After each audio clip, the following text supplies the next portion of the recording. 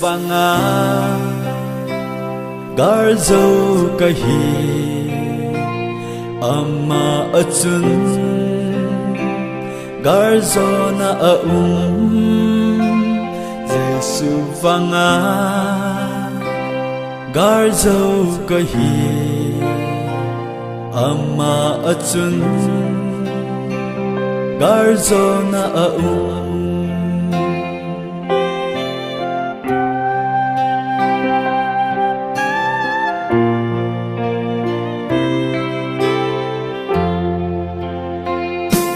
Jesu vanga garzo kahi ama achun garzo na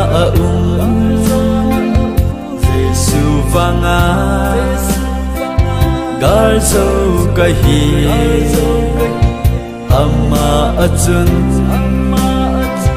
garzo na ama to bang khomi te chun chon se kal chu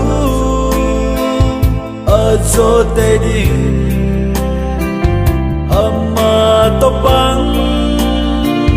khomi te chun satan kal chu azo te ding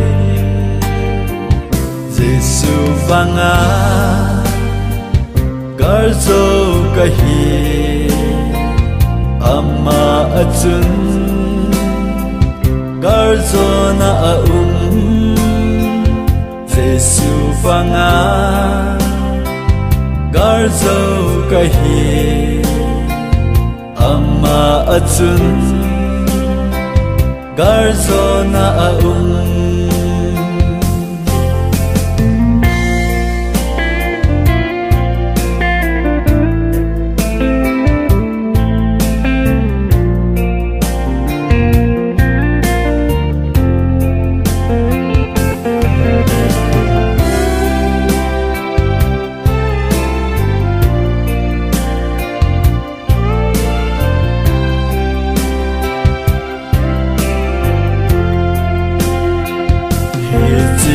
sa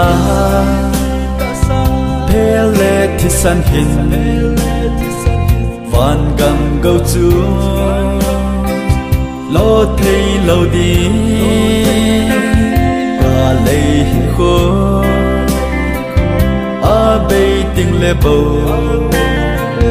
van gam nom chu lung ding bo ka hi ama to bang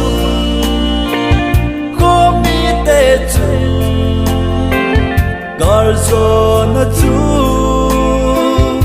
anei te ding ama to bang khomi te chun ni tin se ka azo te ding Jesu vanga garzo kahi ama achun garzo na Jesu vanga garzo kahi ama achun garzo na Jesu vanga garzo kahi ama achun garzo na